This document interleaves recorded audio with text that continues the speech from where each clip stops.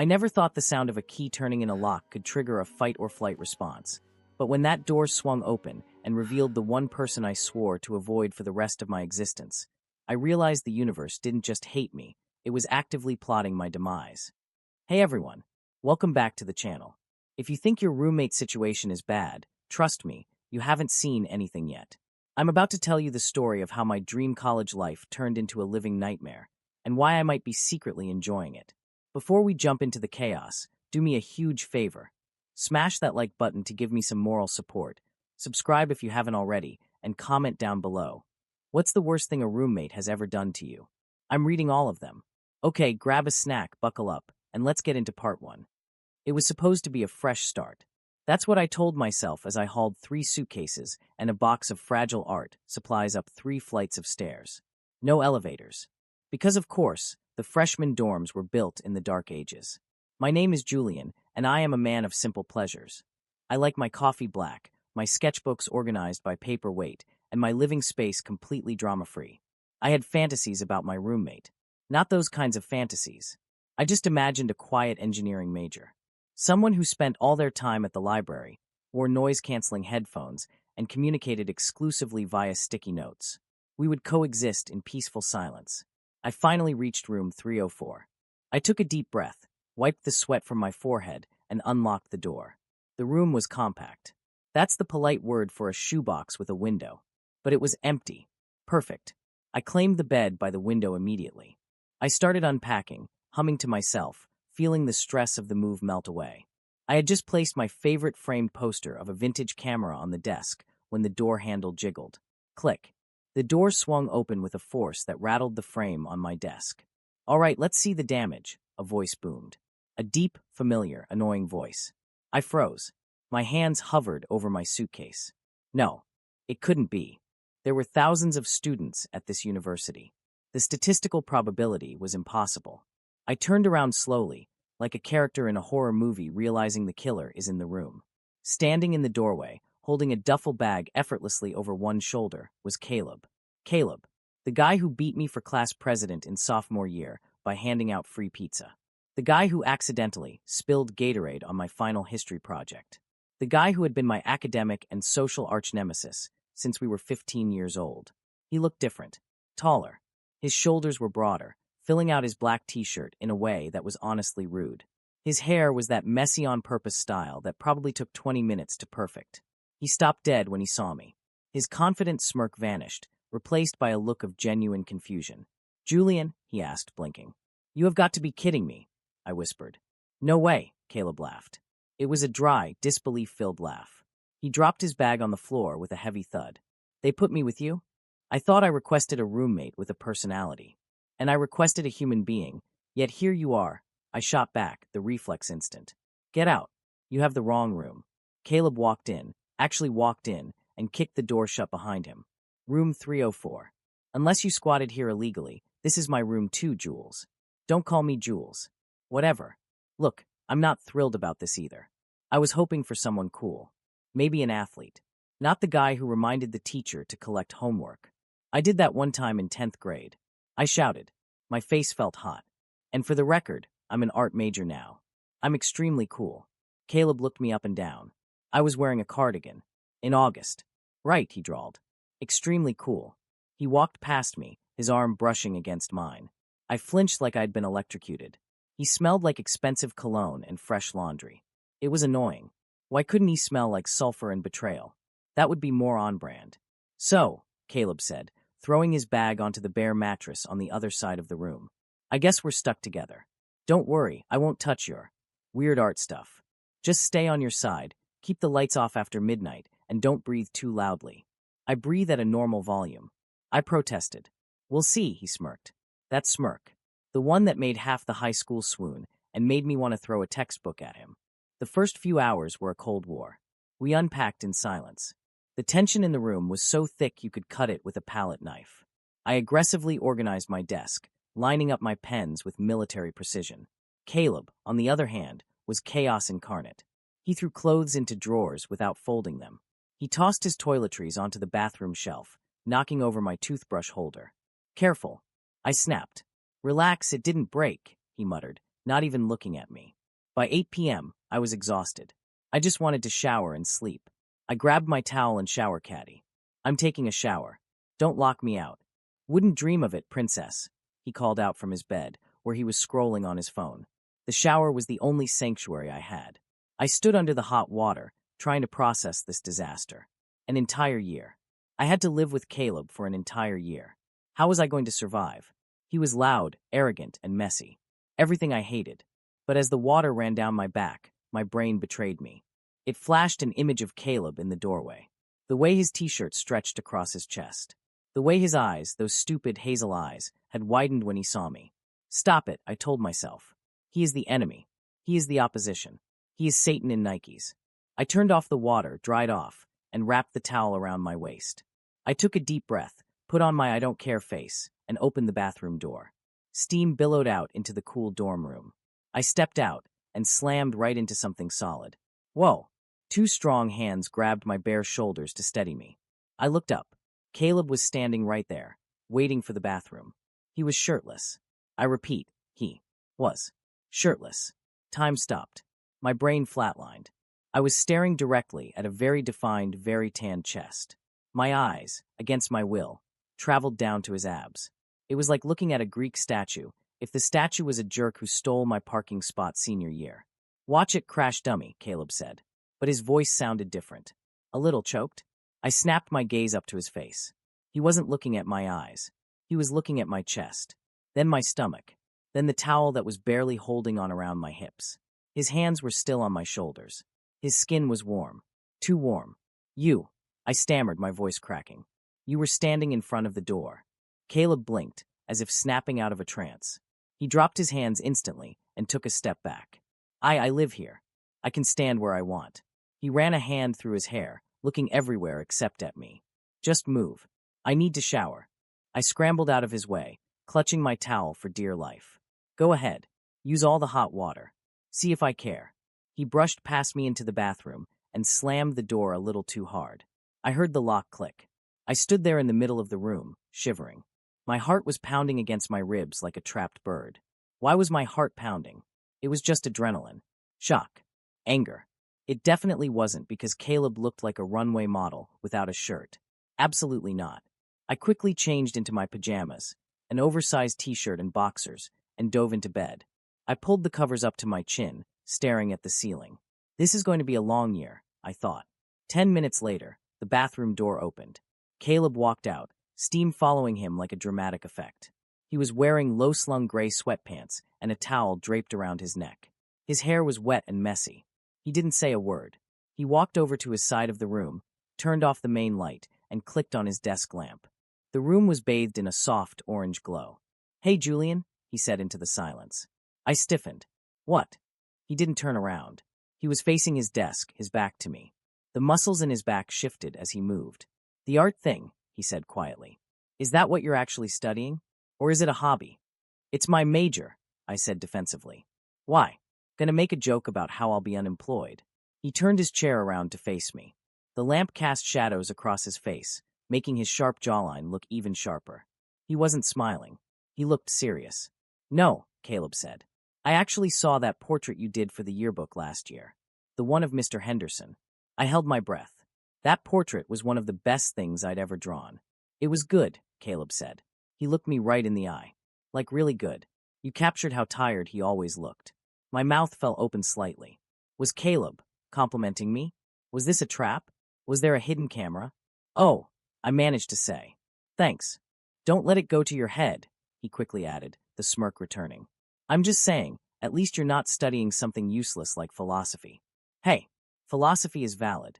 Go to sleep, Julian, he laughed, turning off his lamp. The room plunged into darkness. I lay there, staring into the black void. My body was tired, but my mind was racing at 1,000,000 miles an hour. Caleb, my nemesis, my roommate. I rolled over, facing the wall. I closed my eyes, trying to block out the sound of his breathing just a few feet away. But the image of him shirtless, his hands on my shoulders, burned behind my eyelids. And then, just as I was drifting off, I heard a rustle of sheets and a low whisper from the other side of the room. Good night, Jules. My eyes snapped open. He called me Jules. He knew I hated that. Good night, Caleb. I whispered back into the dark, my voice laced with venom. But as I finally fell asleep, I realized something terrifying. The hatred was still there, yes. But underneath it, wrapped in the confusion and the annoyance, was a spark. A tiny, dangerous spark of something else. And I had a terrible feeling that by the end of this semester, that spark was going to burn this entire room down. End of part 1. Part 2. It started at 6 a.m. Sharp. I am not a morning person. I am a don't speak to me until I've had 2 coffees and stared at a wall for 20 minutes person. Caleb, apparently, is a rise and grind psychopath. His alarm went off like a nuclear siren. I groaned, burying my face in my pillow, praying for death or deafness. Whichever came first. Morning, sunshine. Caleb's voice was entirely too cheerful. I peeked one eye open. The room was still dark, but Caleb was already up. He was doing push-ups. On the floor. Right next to my bed. Why? I croaked, my voice thick with sleep. Why are you doing that? Why are you? Gotta stay in shape, Jules, he grunted, counting his reps. 28, 29. Some of us care about our physical peak. I care about my sleep peak, I mumbled, rolling over and pulling the duvet over my head. Go to the gym. Leave me alone. Gym doesn't open till 7, he said. I heard him stand up. Then the sound of a zipper. Curiosity is a curse. I peeked out from under the blanket again. Caleb was changing into his running gear. He pulled off his sleep shirt, and for the second time in 12 hours, I was assaulted by the sight of his back muscles rippling as he stretched. Stop looking, I ordered my brain. He is the enemy. He stole your lunch money in 8th grade. Okay, he didn't actually steal it. He just convinced the lunch lady to give him the last slice of pizza I wanted, but the emotional damage was the same. Take a picture, it lasts longer, Caleb said without turning around. I sat up so fast I got a head rush. I was looking at the clock. You're blocking it with your giant ego. He turned, grinning that infuriating, perfect grin. Sure, I'm going for a run. Try not to miss me too much. He left, slamming the door. I fell back onto the mattress, staring at the ceiling. My heart was doing that stupid fluttering thing again. I hated him. I really truly hated him. So why did the room feel suddenly empty and cold the moment he left? Scene transition. Campus life / the cafeteria. 3 days passed in a blur of petty warfare. We established a silent set of rules. Rule 1, don't touch each other's food. Broken immediately when he ate my yogurt. Rule 2, don't ask about each other's day. Broken when he mocked my introduction to modern art syllabus. Rule 3, don't bring people over without warning. That Wednesday, I was sitting alone in the cafeteria. My friend Matt, my actual best friend who went to a different college, was ignoring my texts, probably busy having a functional roommate experience. I was sketching on a napkin, trying to ignore the noise of 1,000 students eating lunch. Is this seat taken? I didn't look up. Yes, by my existential dread. A tray slammed down onto the table. I looked up. It was Caleb, and he wasn't alone. He was flanked by 2 guys from the basketball team and a girl who looked like she modeled for Instagram in her spare time. The cool crowd. Move over, Caleb said, nudging my sketchbook with his elbow. Excuse me. I bristled. There are 50 empty tables. Go sit at one of them. But this one has the best lighting, Caleb said, deadpan. He sat down opposite me. His friends hesitated, looking at me like I was a specimen in a jar. Caleb? Who's this? One of the guys asked. This is Julian, Caleb said, grabbing an apple off his tray and taking a loud crunch. He's my roommate. He's an artist. He draws weird stuff. I draw portraits, I corrected, closing my sketchbook protectively. And I don't need pity sitters. Go away. The girl giggled. He's feisty. I like him. Caleb stopped chewing. He looked at the girl, then back at me. His eyes narrowed slightly. Yeah, well, don't get too attached. He bites. For the next 20 minutes, I was trapped in their orbit. I tried to leave, but Caleb kept roping me into the conversation. Julian here thinks the coffee machine in the dorm tastes like burnt rubber, Caleb announced. It does, I argued. It tastes like despair. See? Caleb smirked at his friends. Dramatic. But here's the weird part. Every time the basketball guy, his name was Tyler, I think, tried to make a joke at my expense, Caleb shut it down. Look at his sweater, Tyler laughed at one point. Did your grandma knit that? I opened my mouth to defend my vintage thrift store find, but Caleb beat me to it. Actually, Caleb said, his voice dropping an octave, it looks good on him. Better than that polyester trash you're wearing, Ty. The table went silent. Tyler looked shocked. I looked shocked. Caleb just continued eating his apple like he hadn't just defended my honor over a cardigan. I looked at him, searching for the punchline, but he wasn't looking at me. He was looking at Tyler with a gaze that said back off. My stomach did a somersault. Why did he do that? He insults me every day. Why couldn't Tyler insult me? As they got up to leave for practice, Caleb lingered behind for a second. He leaned down, his face inches from my ear. For the record, he whispered, his breath warm against my neck. That sweater is ugly, but only I get to say that. He pulled back, winked, and walked away. I sat there, frozen, clutching my sketchbook. My face felt like it was on fire. Was that possessiveness? No. Impossible. He was just being a jerk. A territorial jerk. Scene transition, the library late night. That night, I escaped to the library.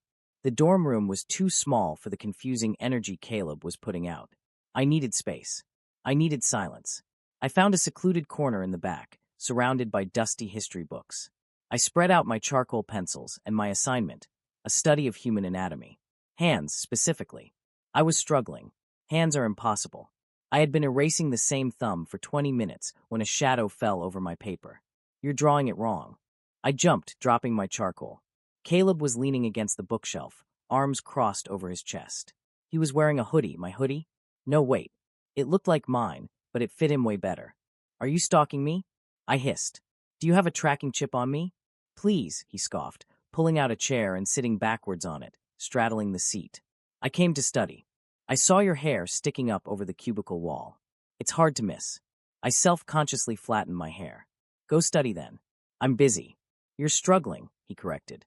He reached out and tapped the paper. The tension in the knuckles is wrong. If the hand is making a fist, the tendons should be tighter here. I stared at him. Since when are you an expert on anatomy? You're a business major. I play sports, genius. I know how muscles work. He held out his hand. Give me the pencil. No. Julian, give me the pencil. His voice was low, commanding. Without thinking, I handed it to him. Our fingers brushed. A spark, literal static electricity, zapped us both. I pulled back sharply. Caleb didn't flinch, but his eyes widened just a fraction. He stared at me for a beat too long. The air in the library suddenly felt very thin. Right, he muttered, clearing his throat. He turned to the paper. With a few quick, confident strokes, he fixed the thumb. He shaded the knuckles. It looked perfect. There, he said, sliding the paper back. Now it doesn't look like a deformed claw. Thanks, I whispered, hating that I was impressed. He didn't leave. He stayed there, watching me work. Why do you hate me, Julian? The question hung in the quiet air. I stopped drawing. I don't hate you, I lied. You're just a lot. You're loud. You're arrogant. You made my high school life miserable. I made you popular, he argued softly. If I hadn't challenged you for class president, nobody would have known who you were. I gave you a platform. I looked at him, stunned. You think you were helping me? I think you were hiding, Caleb said. His voice was unusually gentle. He wasn't smirking. You were the smartest kid in class, but you sat in the back and drew in your notebook. I wanted to see what would happen if I poked the bear. So you bullied me to bring me out of my shell. I asked, incredulous. That's the worst logic I've ever heard. Caleb shrugged, a small, genuine smile playing on his lips. It worked, didn't it? You're here. You're fighting back. You're not hiding anymore. He reached out, slowly, deliberately, and tucked a loose strand of hair behind my ear. His fingers lingered on my jawline for a split second. My breath hitched. The library vanished. The books vanished. It was just me and Caleb, and the terrifying realization that he might be right. I should go, I said, panic rising in my chest. I started shoving my pencils into my bag. I have laundry. Or something. Caleb chuckled. He stood up. Run away, Julian. You're good at that. He walked away, disappearing into the stacks. I sat there for 5 minutes, trying to calm my racing heart. He touched my face. Caleb Taylor touched my face. And I didn't hate it. Scene transition. The dorm room, Friday evening. Friday arrived. The tension in the room had shifted from hostile to charged. Every time we passed each other, I felt like I was walking through a minefield. I was lying on my bed, reading a book, trying to look busy. Caleb was getting ready. He was standing in front of the mirror, fixing his hair. He had changed his shirt 3 times. Where are you going? I asked, unable to stop myself. Party at the Zeta house, he said, checking his reflection. Big deal. Everyone's going. Have fun, I muttered, turning a page without reading it. Don't wake me up when you stumble in at 3 a.m. Caleb turned around. He leaned against the dresser, crossing his arms. You're coming. I laughed. No, I'm not. Parties aren't my scene. Sweaty bodies, bad music, cheap beer? Hard pass. I have a date with Netflix. Cancel it, Caleb said. He walked over to my bed and snatched the book out of my hands. Hey, get up, Jules. You're coming. I'm not leaving you here to rot. Why do you care? I demanded, sitting up. Go with your cool friends. Leave the nerd alone. Caleb looked at me. Really looked at me. His expression was unreadable. Because, he said quietly, it's boring without you. He tossed the book onto his bed and walked to my closet. He threw open the doors. What are you doing? That's private property. We need to find you something that isn't a cardigan, he said, rummaging through my clothes. Uh-huh. He pulled out a black button-down shirt I hadn't worn in years. This.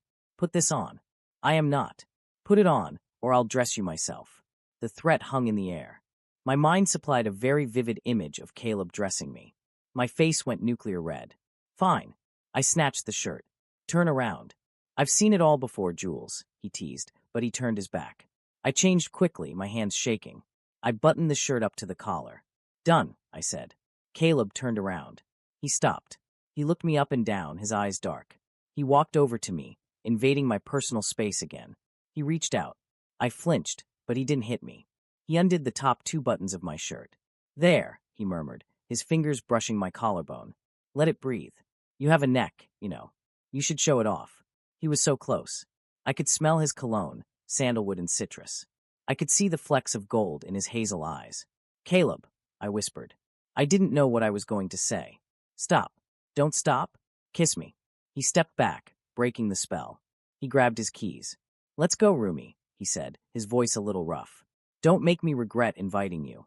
I grabbed my phone and followed him out the door.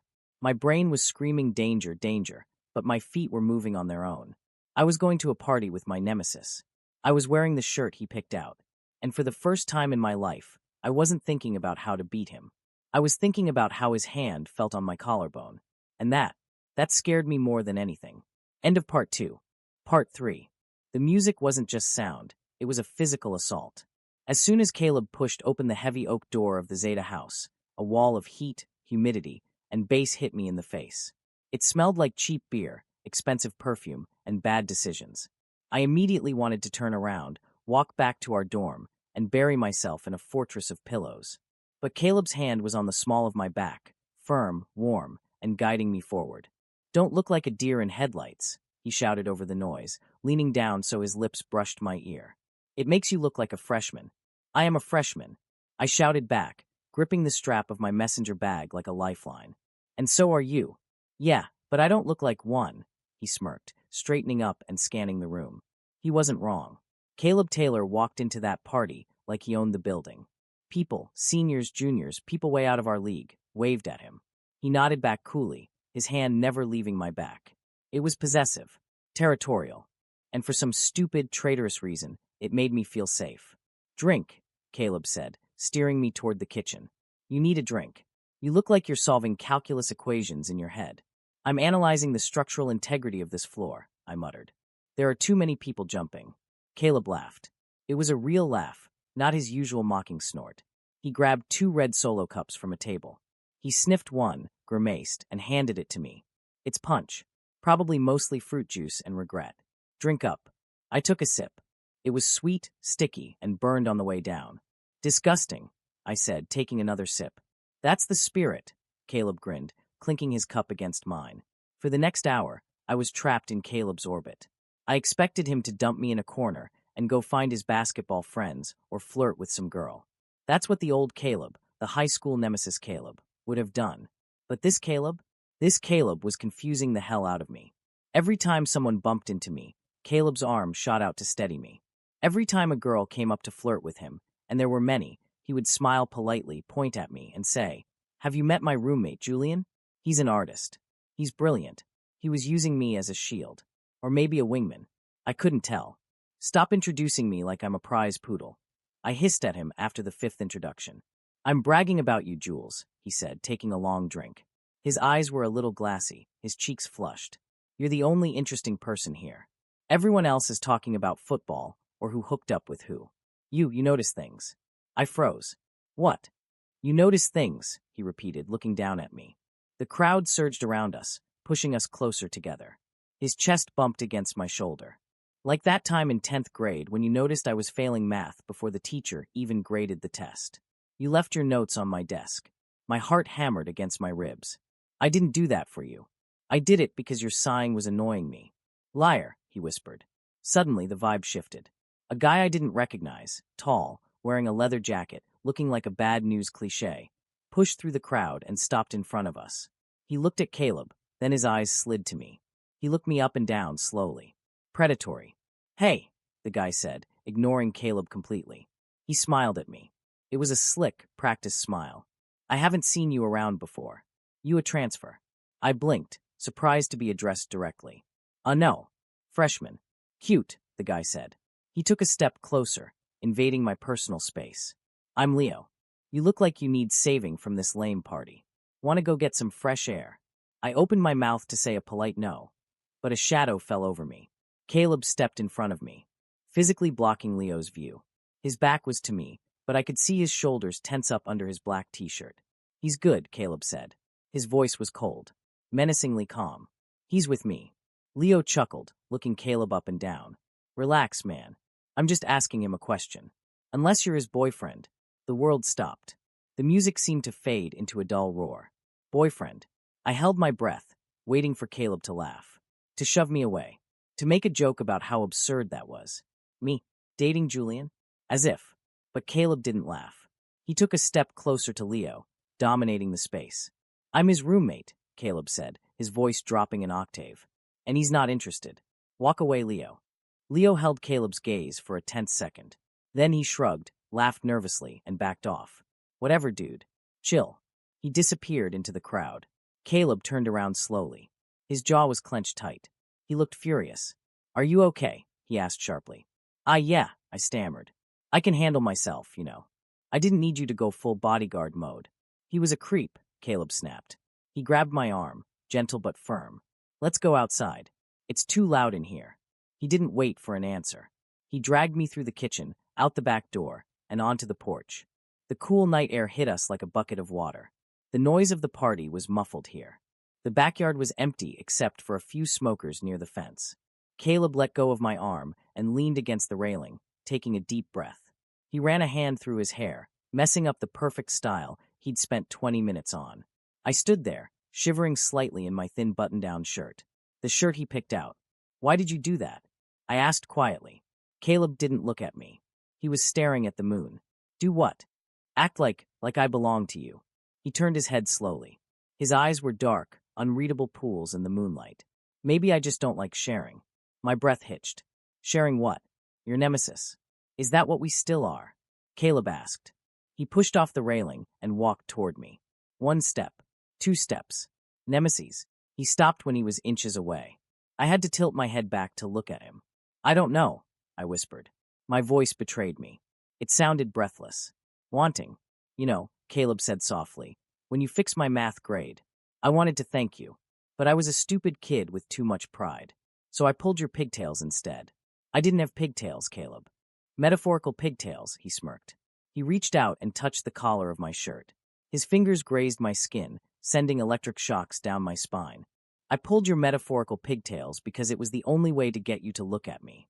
I stared at him. You wanted me to look at you? Julian, he sighed, sounding exasperated. I have spent the last 4 years doing everything in my power to make sure you were looking at me. Even if you were glaring. Even if you hated me. At least I was the center of your attention. My brain short-circuited.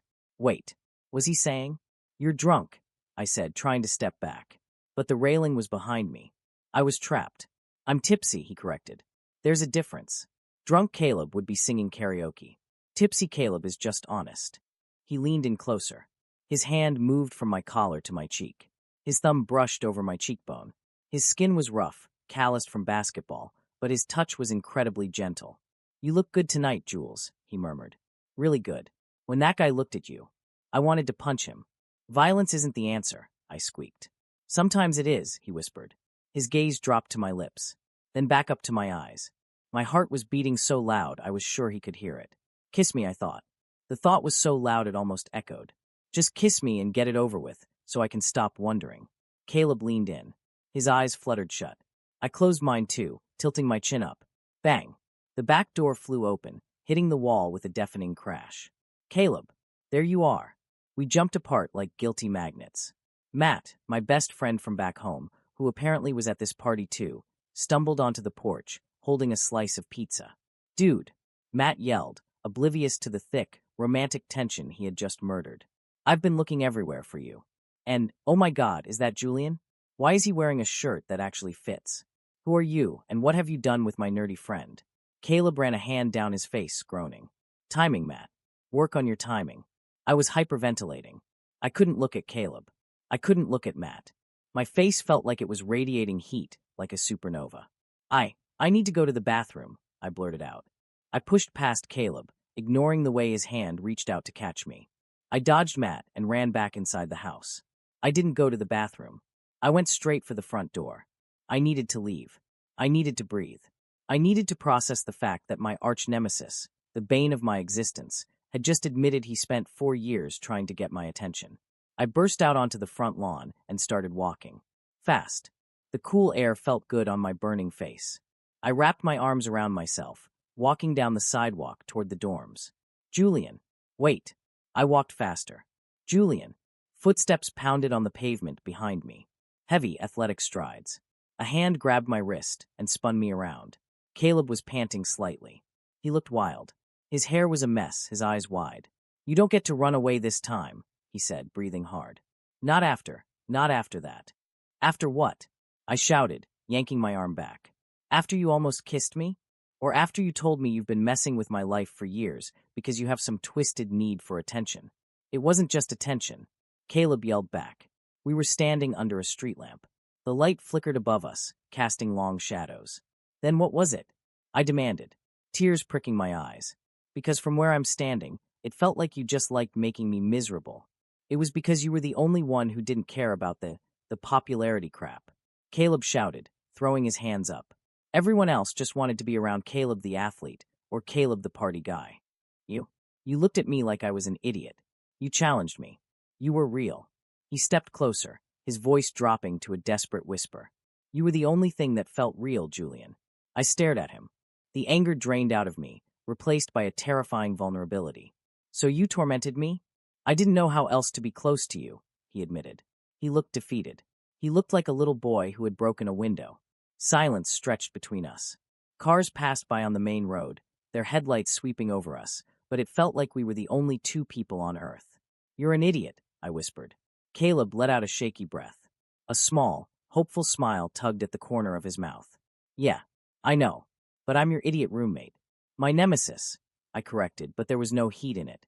Can we resign? Caleb asked. He took a hesitant step forward. From being nemesis? Can we try something else?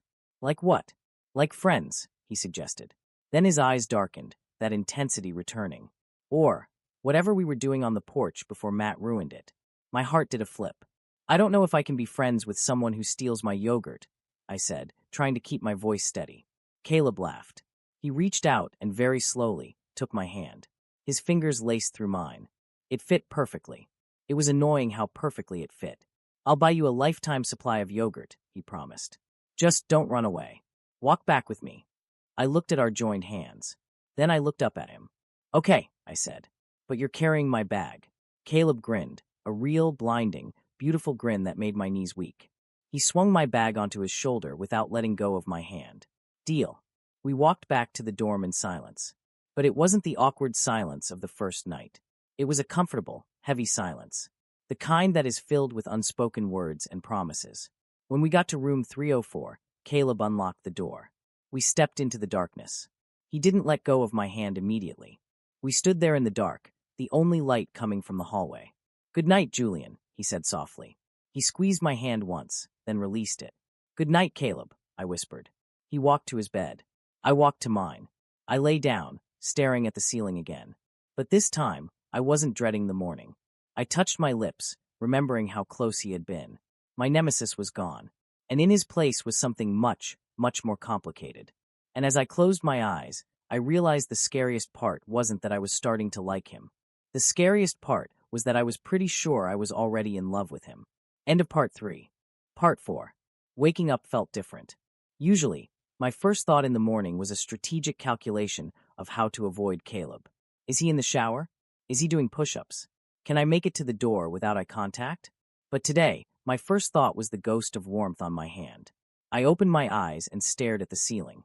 The events of last night came rushing back like a montage from a rom-com I would never admit to watching. The party, the jealous confrontation, the walk home, the hand-holding. Oh God, the hand-holding. I groaned and pulled the pillow over my face. Had that actually happened? Had Caleb Taylor, captain of the basketball team, king of the social hierarchy, and my sworn enemy since freshman year of high school, really asked if we could be more than nemesis? You're going to suffocate yourself, a voice said. I froze. And then I'd have to explain to the RA why my roommate died of embarrassment. The voice continued, closer this time. I slowly lowered the pillow. Caleb was sitting on the edge of his bed, fully dressed in a crisp gray hoodie and black jeans. He was looking at me, and he wasn't smirking. He was smiling, a soft, sleepy, I know what you did last summer kind of smile. And in his hand, he held a cardboard cup. Coffee, he said, extending it toward me. Black, 2 sugars. From the good cafe on 4th Street, not the sludge from the dining hall. I sat up, ignoring my bedhead. I stared at the cup like it was a holy grail. You walked 4 blocks for coffee?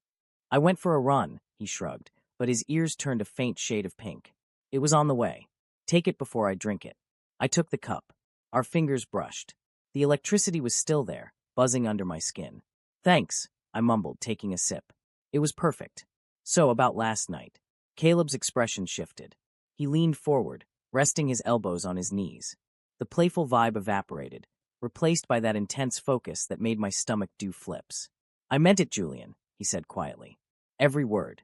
Even the part about tormenting me for attention? Especially that part, he admitted.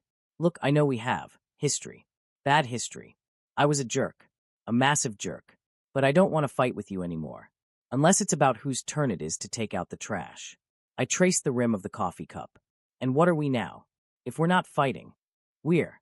Caleb hesitated. He looked at the floor, then back at me. We're figuring it out. Is that okay? I looked at him. The boy who used to make my life hell was now bringing me coffee and looking at me like I was the only person in the room. Yeah, I whispered. That's okay. Scene transition. The campus courtyard midday. By noon, the figuring it out phase was already proving to be complicated. We had agreed to walk to the library together. A simple task. But walking with Caleb Taylor was never simple. As we crossed the main quad, I could feel eyes on us. People whispered. A few girls from his fan club stopped talking as we passed. Ignore them, Caleb said, sensing my anxiety. He shifted closer to me, his shoulder brushing mine. It was a subtle claim of territory. I'm trying, I muttered, gripping my sketchbook. But they're looking at me like I'm a glitch in the simulation. Why is the king hanging out with the peasant? You're not a peasant, Jules. You're an artist. That's way cooler. Stop being nice to me. It's unnerving. Get used to it. We reached the library steps. I was feeling surprisingly good. Maybe this could work. Maybe we could actually be friends. Maybe something more. And then disaster struck. Caleb Taylor. The voice was smooth, confident, and sounded like expensive silk. We both stopped. Standing at the top of the stairs was a guy. He was tall, maybe even taller than Caleb. He had sandy blonde hair styled to perfection, piercing blue eyes, and he was wearing a navy blazer that probably cost more than my entire tuition. Caleb went rigid beside me. His relaxed posture vanished instantly. Elias, Caleb said. His voice was ice cold. It is you. The guy, Elias, walked down the steps with a graceful, predatory elegance. He stopped 2 steps above us, looking down. I heard you transferred here. I didn't believe it. I thought you were destined for the Ivy League. Things change, Caleb said shortly. He didn't introduce me. In fact, he took a half step in front of me, shielding me. Elias laughed. It wasn't a nice laugh. It was the kind of laugh that made you feel small. Things change, Elias repeated, his eyes drifting past Caleb to land on me. He looked me up and down, dissecting me with a single glance. And I see your taste has changed too. My stomach dropped. Who is this guy? Leave it, Elias, Caleb warned. His hands were curled into fists at his sides. Oh, come on, Cal, Elias smirked, using a nickname I had never heard. Don't tell me you're actually friends with this one? He looks like he breaks if you touch him. He's worth 10 of you, Caleb snapped. The venom in his voice shocked me. Elias raised an eyebrow. Protective. I like it. Remember when you used to be protective of me? Before you panicked. The air was sucked out of the conversation. Before you panicked. I looked at Caleb. He was pale. He looked sick. We're leaving, Caleb said. He grabbed my arm, harder than usual, and turned us around. See you around, Cal. Elias called after us. I'm in the law building. Come visit. We have unfinished business. Caleb didn't look back. He dragged me across the quad, walking so fast I had to jog to keep up. Caleb, wait. I pulled my arm free when we were safely behind the science building. Who was that? Caleb stopped. He was breathing hard, staring at the brick wall. He wouldn't look at me. Nobody, he said. That wasn't nobody, I argued. He called you Cal. He knew you. He said you panicked. What did he mean? Caleb finally turned to me. His eyes were haunted. Julian, please. Drop it. No. I stepped closer. We said we were figuring it out, right? That means honesty. Who is Elias? Caleb ran a hand through his hair, messing it up completely. He looked trapped. He's someone I knew at summer camp. 2 years ago. And, Caleb swallowed hard. And he's the reason I started bullying you again in junior year. I blinked. What? I liked him, okay? Caleb blurted out. At camp. We were close. But then he started talking about it, telling people. And I got scared. I panicked. I came back to school, and I was terrified that people would think I was, So I doubled down on being the jock. I picked on you because it made me look tough. It made me look straight. Silence. Heavy, suffocating silence. My heart broke. Not for me, but for him. And then, a wave of anger hit me. So I was your shield. I whispered. You hurt me to hide yourself. I was an idiot. Caleb stepped forward, reaching for my hands, but I pulled them away. I was 16 and terrified. I hated myself for it every single day. That's why I stopped. That's why I tried to fix it this year. By becoming my roommate, by trying to be your friend. Caleb's voice cracked. Julian, Elias he's toxic. He plays games. Seeing him here. He seems to know exactly which buttons to push, I said quietly. He means nothing to me, Caleb said firmly. He looked me deep in the eyes. You're the one who matters. You're the only one. I wanted to believe him. God, I wanted to believe him. But the image of Elias, confident, handsome, knowing Caleb's secrets, was burned into my brain. I need to go to class, I said, my voice shaky. Julian, I'll see you at the dorm, I said, turning away before he could see the tears welling up in my eyes. I walked away. This time, he didn't follow. Scene transition, the dorm room, evening. The rest of the day was a blur of lectures I didn't listen to and sketches I erased. When I got back to the dorm, Caleb wasn't there. His gym bag was gone. I sat on my bed, staring at his empty side of the room. The silence was deafening. Was he with Elias? The thought was like a knife in my gut. Stop it, I told myself. Caleb chose you. He brought you coffee. He held your hand. But insecurity is a loud monster. A knock on the door made me jump. Caleb. I called out, hoping he'd forgotten his key. The door opened. It wasn't Caleb. It was Elias. He was leaning against the doorframe, still wearing that impeccable blazer. He held a bottle of wine in one hand. Room 304, Elias mused, stepping inside without an invitation. Cozy. A bit small for 2 growing boys, isn't it? I stood up, my heart hammering. Get out. Caleb isn't here. I know, Elias smiled. He's at practice. Running laps. He always runs when he's upset. I assume that's your fault. I didn't invite you in, I said, trying to channel Caleb's confidence. Leave. Elias ignored me. He walked over to my desk and picked up my sketchbook. Don't touch that. I lunged forward, snatching it from his hand. Elias held up his hands in mock surrender. Touchy. Relax, Julian. I just wanted to see what the competition looks like. He looked at me with cold, calculating eyes. You know, Elias said, lowering his voice. Caleb is confused right now. He's exploring, trying on new personalities.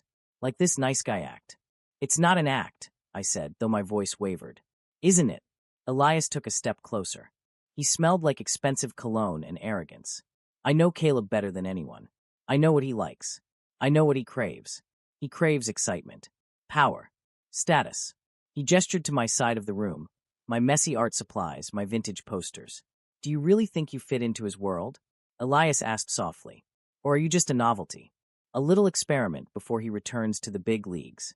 He told me about you. I lied. He said you were a mistake. Elias's smile didn't falter, but his eyes hardened. Did he? Elias stepped into my personal space. Did he tell you how much he begged me to stay with him that summer? Did he tell you that he cried when I left? I froze. No, Caleb didn't cry. Caleb was unbreakable. I didn't think so, Elias whispered. He's using you, Julian. He's using you to prove to himself that he's a good person.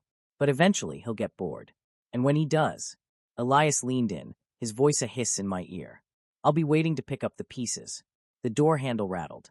Elias pulled back instantly, smoothing his blazer just as the door swung open. Caleb stood there, sweaty, out of breath, wearing his practice gear. He looked at me, pale and shaking. Then he looked at Elias.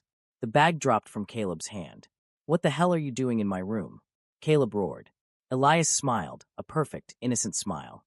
Just welcoming the neighbors, Cal. Julian and I were just having a lovely chat about old times. I told you to stay away from him. Caleb stepped into the room, his chest heaving. He looked dangerous. I was just leaving, Elias said breezily. He walked past Caleb, patting him on the shoulder. Caleb flinched away from the touch. At the door, Elias turned back to me. He winked. Think about what I said, Julian. And then he was gone. The room was silent again, but the air felt poisoned. Caleb turned to me. What did he say? Did he hurt you? He rushed over, reaching for me. He looked terrified. Don't, I said, taking a step back. Caleb stopped, his hand hovering in midair. Julian, is it true? I asked. My voice was barely a whisper. Am I just an experiment? Am I just your way of proving you're not a bully anymore? No. Caleb looked horrified. God, no. Is that what he said? He said you get bored, I said, tears finally spilling over. He said you belong in a different world. And looking at him, looking at you, maybe he's right. He's not right, Caleb shouted. He closed the distance between us, grabbing my shoulders.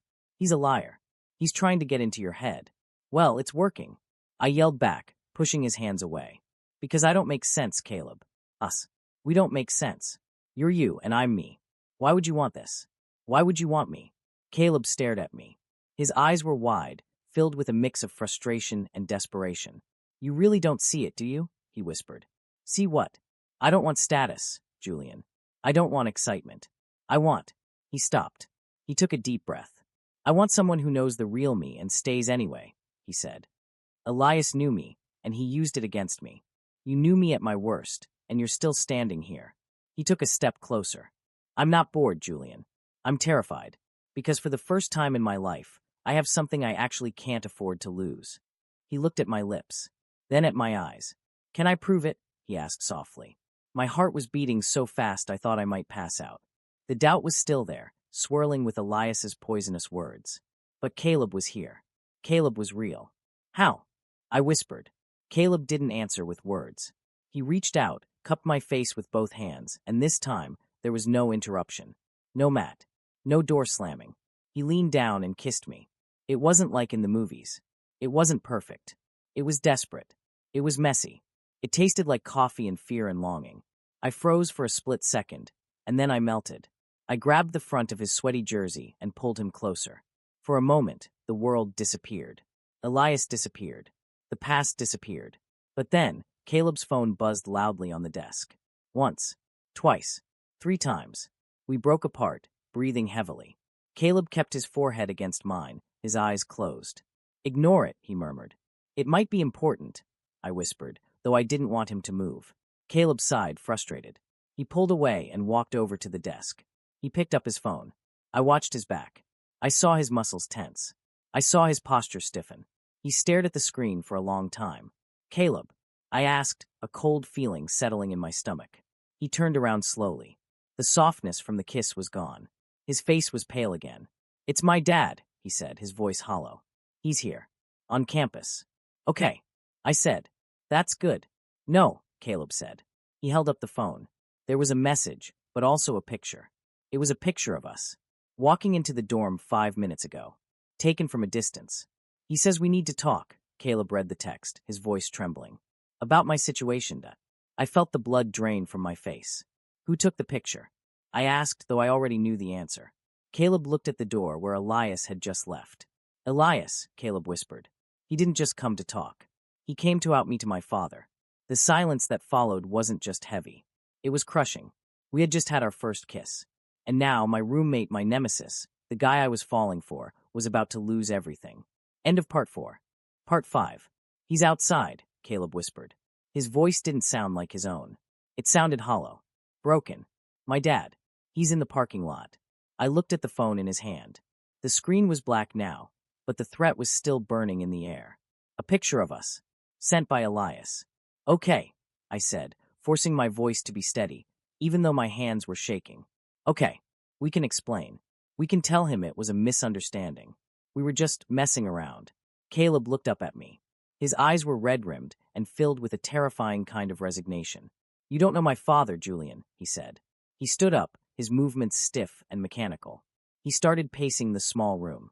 He doesn't do misunderstandings. He does reputation management. Elias knew exactly what he was doing. He didn't just out me. He handed my father a weapon. So what? I argued, stepping into his path to stop his pacing. You're 18, Caleb. You're an adult. You can date whoever you want. He can't control you. Caleb let out a short, bitter laugh. He pays for this room. He pays for my tuition. He pays for the car, the meal plan, the clothes on my back. If he cuts me off, I have nothing. He looked at me, and his expression softened, breaking my heart. And if I have nothing, I drag you down with me. I can't do that to you. I don't care about the money. I shouted. We'll figure it out. I can get a job. You can get a scholarship. We don't need him. Caleb shook his head slowly. He reached out and touched my cheek, his thumb brushing away a tear I didn't know had fallen. You're so brave, Jules, he whispered. But you're also naive. My dad isn't just going to cut me off. He's going to destroy everything.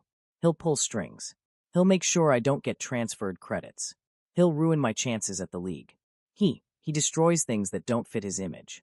The phone buzzed again. Dad, now. Caleb flinched. He pulled his hand away from my face like he had been burned. I have to go, he said. He grabbed his jacket. He didn't look at me. He couldn't. I'm coming with you, I said, grabbing my own hoodie. No, Caleb said sharply. He turned, his eyes pleading. Please, Julian, stay here. If he sees you, if he sees the cause of his problem, he'll target you. I can't protect you if I'm fighting him. Just stay here. Please. I hesitated. Every instinct in my body screamed at me to follow him, to stand by his side. But the fear in his eyes was real. He wasn't scared for himself. He was scared for me. Fine, I whispered. But you text me. As soon as it's over. Caleb nodded. He looked at me one last time, memorizing my face. I'm sorry, he said. And then he walked out the door. Scene transition, the parking lot, 10 minutes later. I couldn't stay in the room. I waited 2 minutes, then grabbed my keys and ran after him. I kept my distance, sticking to the shadows of the trees lining the walkway. I needed to know he was safe. The parking lot was empty except for a sleek, black sedan parked under a flickering street lamp. It looked like a hearse. Caleb was standing by the driver's window. Even from this distance, I could see his posture. He was slumped, head bowed. The defiance, the arrogance, the strength I had grown to love, it was all gone. He looked like a child being scolded. The window was rolled down. I couldn't hear the words, but I could hear the tone. A deep, booming voice. Cold. Clipped. Authoritarian. I crept closer, hiding behind a dumpster near the edge of the lot. Embarrassment to this family, the voice said.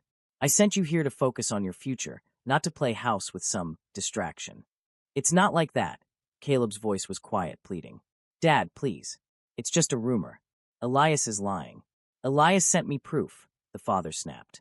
And don't lie to me, boy. I've had my suspicions since you were 16. I thought I scared it out of you. Clearly, I was too lenient. I covered my mouth to stifle a gasp. Scared it out of him? That's what Elias meant. That's why Caleb had bullied me. He was terrified. Here are your options, the father continued, his voice dropping to a deadly calm. Option A, you pack your things tonight.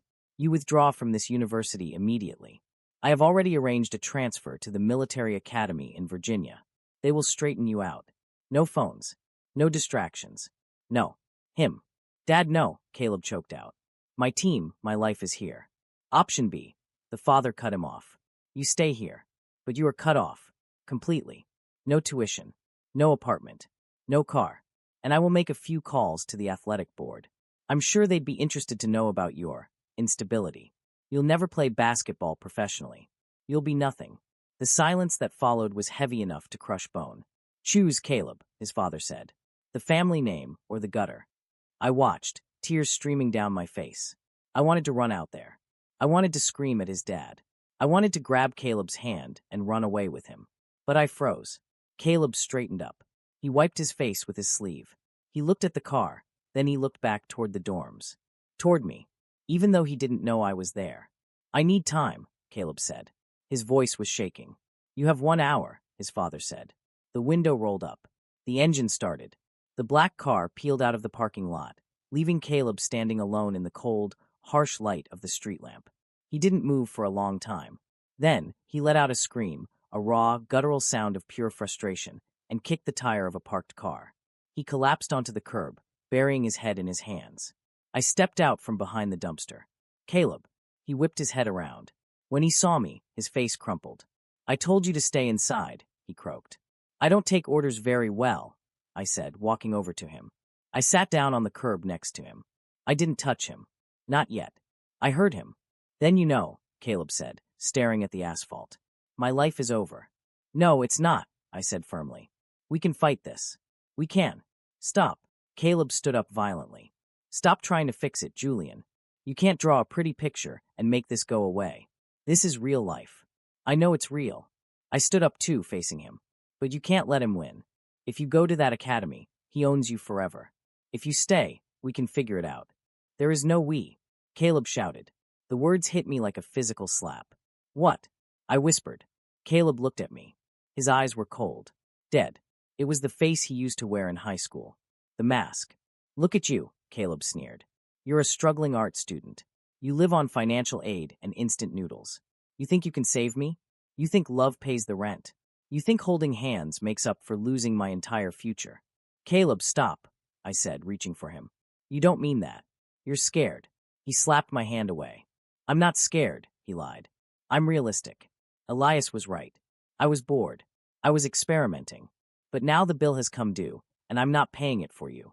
Tears blurred my vision. You're lying. You kissed me. You told me I was the only one. I lied, Caleb said. His voice cracked, betraying him, but he pushed on. I'm a bully, remember? That's what I do. I use people. He took a deep breath, steeling himself. I'm taking option A, he said. I'm packing my bags. I'm leaving tonight. Caleb, stay away from me, Julian, he spat. I don't want to see you while I pack. Just go. Get out of my face. He turned and stormed back toward the dorms, leaving me standing in the parking lot. I knew he was doing it to protect me. I knew he was pushing me away so I wouldn't get hurt by the fallout. But God, it hurt. It hurt more than anything he had ever done to me in high school. Scene transition. The dorm room, 30 minutes later. I didn't go back to the room immediately. I walked around campus, crying until I had no tears left. I felt hollowed out. When I finally dragged myself back to room 304, the door was open. The room was half empty. Caleb's side was bare. His bedding was stripped. His posters were gone. His closet was empty. My heart stopped. Caleb. I called out, my voice trembling. No answer. I walked in. On his desk, the desk where he had helped me with my anatomy drawing just days ago, there was a single piece of paper. It wasn't a note. It was a drawing. It was a sketch of me. Sleeping. He must have drawn it this morning. It wasn't perfect. The lines were shaky, the shading was rough, but it was tender. At the bottom, in his messy handwriting, he had written, I'm sorry. He's gone, Julian. I turned around. Matt was standing in the doorway, looking grim. I saw him loading his trunk, Matt said quietly. He looked like a zombie. He didn't even say goodbye to anyone. He just drove off. I sank onto my bed, clutching the drawing to my chest. He left, I whispered. He actually left. Yeah, Matt said, stepping into the room. But before he left, he dropped this. I don't think he meant to. Matt held out a crumpled piece of paper. It looked like a receipt or a flyer. I took it. I smoothed it out on my knee. It was a printout of an email. From Elias to Caleb's dad. Subject, regarding your son's behavior. Attachment, dorm_kiss.jpg message. Mr. Taylor, I thought you should see this. Caleb seems to be losing his way again. I tried to warn him, but he wouldn't listen. Maybe you can talk some sense into him. Let me know if you need any more evidence. I have plenty. Elias. I stared at the email. The timestamp was from yesterday.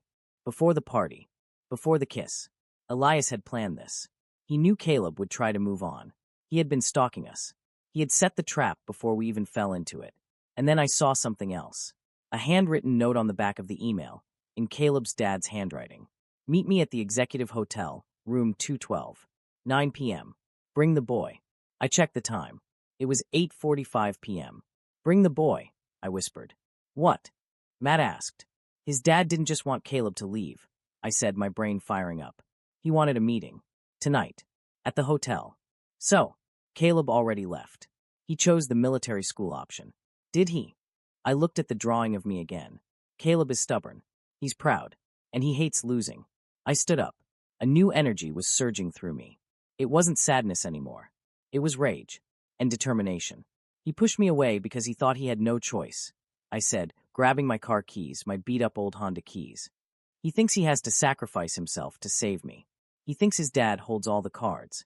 Julian, what are you doing? Matt asked, alarmed. I'm going to the Executive Hotel, I said, shoving the email into my pocket. I'm going to crash that meeting. Are you crazy? His dad will eat you alive. Let him try, I said, grabbing my sketchbook, my weapon of choice. Caleb forgot one thing. What? He forgot that I'm not the scared little kid he knew in high school anymore, I said, looking Matt in the eye. I'm his nemesis, and nobody messes with my nemesis except me. I ran out the door. Scene transition, the hotel hallway, 9:05 p.m. I ran past the receptionist. I took the stairs 2 at a time. My lungs were burning, but I didn't care. Room 212. I stood in front of the heavy wooden door. I could hear voices inside, shouting, You can't do this. That was Caleb. He hadn't left town. He was here. He was fighting. I can and I will. That was his father. You sign these papers, you go to the academy, and you forget that boy ever existed. I can't forget him, Caleb yelled. The sound of something shattering glass echoed through the door. He's the only thing that makes sense. My hand hovered over the door handle. This was it. If I went in there, there was no going back. I would be declaring war on a powerful man. I would be risking my scholarship, my reputation, everything. But then I remembered Caleb's hand on mine. I remembered the kiss. I remembered the look in his eyes when he said, I'm terrified. I took a deep breath. Screw it. I didn't knock. I kicked the door open. The room froze. Caleb was standing by the window, chest heaving, a broken vase on the floor near his feet. He looked wild, desperate. His father was sitting in an armchair, looking unbothered, holding a pen out to Caleb. And sitting on the sofa, looking like the cat who ate the canary, was Elias. They all turned to look at me. I stood in the doorway, panting, sweating, holding my sketchbook like a shield. Julian, Caleb whispered, his face draining of color. Get out. What are you doing here? I'm refusing the breakup, I said, stepping into the room and slamming the door behind me. I looked at his father, then at Elias, then back at Caleb. You said we were figuring it out, I said, my voice steady and loud. So let's figure it out. Right now. All of us. Caleb's dad stood up, his face turning a shade of purple. Who do you think you are, bursting in here? I'm the distraction, I said, glaring at him. And I have something to say. I walked to the center of the room, right between Caleb and his father. And you're not going to like it. End of part 5. Part 6. Refusing the breakup? Caleb's father, Mr. Taylor, repeated. He stood up slowly, smoothing his expensive suit jacket. He looked at me not with anger, but with the cold, dismissive look one gives to a bug on a windshield. This isn't a debate, boy. This is a family matter. You are trespassing. I'm not trespassing, I said, my voice shaking slightly but gaining strength with every word. I was invited. Indirectly.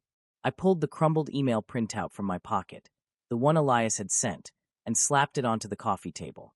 You're making decisions based on lies, I said, looking Mr. Taylor dead in the eye. And manipulation. Elias chuckled, sipping his drink. Oh, please. The lies defense?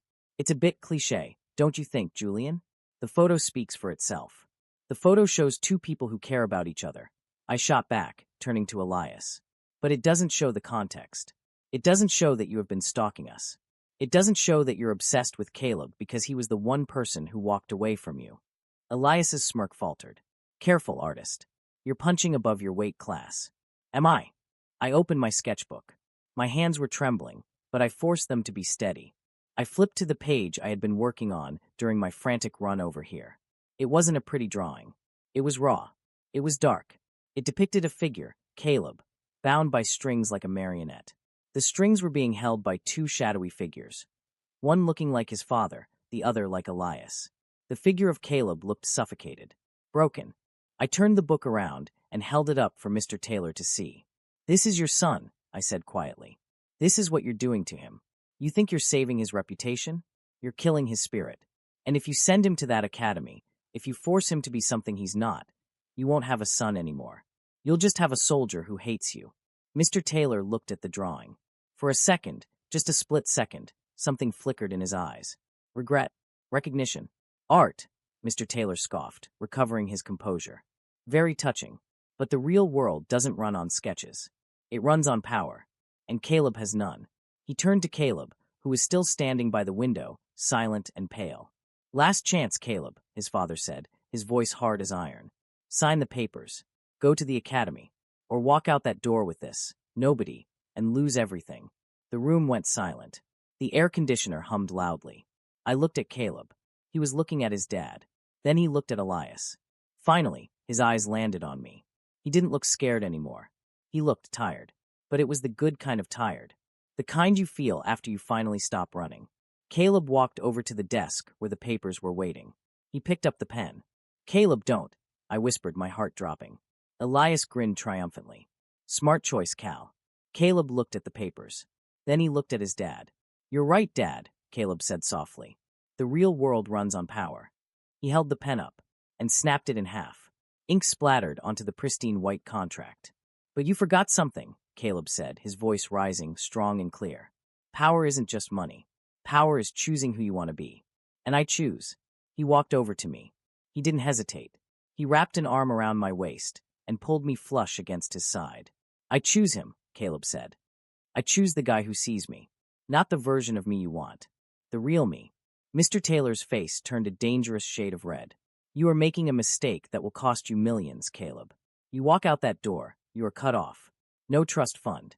No inheritance. No support. Keep it," Caleb said. He sounded lighter than I had ever heard him. "I'd rather be broke and happy than rich and miserable like you." He turned to Elias. "And you," Caleb said, his voice dropping to a growl. "Stay away from us. If I see you near Julian again, I won't be polite about it." Elias rolled his eyes, but he looked small, defeated. He sat back on the sofa, crossing his arms. "Whatever. Have fun living in poverty." "Let's go, Julian," Caleb said. He guided me toward the door. We didn't look back. We walked out of room 212, leaving the shouting, the broken pen, and the toxic past behind us. Scene transition, the hotel parking lot night. We walked in silence until we reached my car. The adrenaline was starting to fade, replaced by the crushing reality of what just happened. I leaned against the hood of my rusted Honda, taking deep breaths of the cool night air. "You just threw away a fortune," I whispered. Caleb stood next to me, looking up at the stars. He looked free. "I didn't throw it away," he said. "I traded it." "For what?" "For this," he said. He turned to me, cupped my face in his hands, and kissed me. This wasn't like the desperate, fearful kiss in the dorm. This was slow, deliberate. It tasted like freedom. It tasted like a promise. When we pulled apart, Caleb rested his forehead against mine. "I have nothing, Julian," he chuckled, a sound of pure disbelief. "I literally have nothing. No car. No apartment. No money. You have me," I said, gripping his jacket. "And you have a roommate. Although technically, you might get evicted soon. We'll figure it out," Caleb said. "I can get a job. I can coach. I can. I don't know, model." I laughed, wiping a tear from my eye. "Don't push it. You're not that pretty." "Liar," he grinned. "You drew me. I saw it." "I drew you looking tragic," I corrected. "It's different. Let's go home," Caleb said. "To our tiny, cramped, terrible room." "Yeah," I said. "Let's go home." Scene transition, montage, the next few months. Visual note, fast-paced montage with upbeat, indie-pop music. No dialogue, just visual storytelling. Shot 1, Caleb working as a barista at the campus coffee shop. He's terrible at making latte art, and I'm laughing at him from a table while sketching. Shot 2, we are in the dorm room. We didn't get evicted immediately, thank God. We push the beds together. It's cramped, messy, and perfect. Shot 3, Caleb studying. He switched majors. No longer business. He's looking at a syllabus for sports medicine. He looks interested, not bored. Shot 4, me painting. A large canvas. It's a portrait of Caleb. Not the nemesis Caleb, but the boyfriend Caleb. Soft lighting, genuine smile. Shot 5. We are grocery shopping. Counting coins to pay for pasta. We're broke, eating cheap food, but we're laughing in the checkout line. Scene transition. The student art exhibition, 6 months later. The gallery was buzzing. It was the end-of-year showcase. My final project. The theme was identity. I stood nervously by my display, adjusting my tie. It was a cheap tie, but Caleb had tied it for me, so it felt like armor. Stop fidgeting, a voice whispered in my ear. Caleb wrapped his arms around me from behind, resting his chin on my shoulder. He was wearing his barista apron. He had just come from a shift, but he looked better than any guy in a suit. I'm going to throw up, I admitted. What if they hate it? What if he hates it? Who? Your dad. I invited him. Caleb stiffened. He pulled back slightly. You what? I sent him an invite, I said, turning to face him. I didn't think he'd come, but I thought he should see. See that you're okay. That we're okay. Caleb looked at me with that mixture of exasperation and adoration that was now his trademark look. You are stubbornly optimistic, you know that? It's part of my charm. Well, Caleb sighed, looking at the door. He's not coming, Jules. He hasn't answered my calls in 6 months. He's done with me. Maybe, I said. But look who is here. I pointed to the entrance. Matt was there, waving frantically. And behind him, the entire basketball team. The guys who used to intimidate me. The guys who I thought were just dumb jocks. They walked over, looking out of place in the art gallery, but trying their best. Yo, Julian. Tyler, the guy from the party, clapped me on the back. We heard you painted Caleb. Is he naked? Please tell me he's not naked. He's not naked, I laughed. Look. I stepped aside to reveal my centerpiece. It was a series of 3 paintings. Painting 1, the nemesis. Dark, sharp angles. Caleb looking arrogant, shadowy, untouchable. The colors were cold blues and grays. Painting 2, the roommate. Chaos. Clothes everywhere. A shared look of annoyance. Warmer colors, oranges and yellows. Painting 3, the partner. This was the biggest one. It showed Caleb sitting on the floor of our dorm, laughing, holding a coffee cup. The lighting was soft, golden. He looked vulnerable. He looked real. The team went silent. Even Tyler didn't make a joke. Dude, Tyler whispered. That's actually really cool. Caleb stared at the paintings. He didn't say anything. He just reached out and squeezed my hand. You made me look happy, he whispered. You are happy, I said. Yeah, he smiled, tearing his eyes away from the canvas to look at me. I really am. Suddenly, the crowd near the entrance parted. A hush fell over the room. Mr. Taylor walked in. He looked older, tired. He was still wearing an expensive suit, but his shoulders were slumped. He stood at the edge of the room, looking at the paintings. Caleb tensed. Dad. Mr. Taylor didn't approach us. He just stood there, staring at the 3rd painting, the one of Caleb laughing. He stared at it for a long, long time. Then he looked at Caleb. He didn't smile. He didn't wave. He just nodded. A short, curt nod of acknowledgement. And then he turned and walked out. He didn't yell, I whispered. No, Caleb let out a breath he'd been holding. He didn't yell. That's progress. It's a start, I said. Scene transition, the dorm room, that night. We were lying in bed, the 2 twin beds pushed together to make a mega bed. The fairy lights were on. The room was quiet. So, Caleb said, tracing patterns on my arm. We survived freshman year. Barely, I muttered. I still can't believe I'm dating my high school bully. Hey, Caleb nudged me. I prefer the term character development catalyst. I laughed, turning on my side to face him. Is that what you call it? Yep. And look at us now. You're the star of the art department. And I'm the best coffee maker on campus. You burn the milk every time, Caleb. Details, he dismissed, leaning in closer. The point is, we made it. The Nemesis era is officially over. What era is this, then? I asked, running my fingers through his hair. Caleb smiled.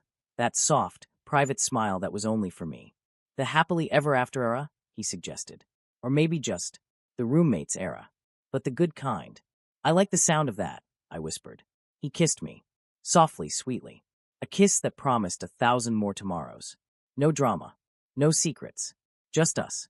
I love you, Julian, he said against my lips. I love you too, you idiot, I replied. End of story.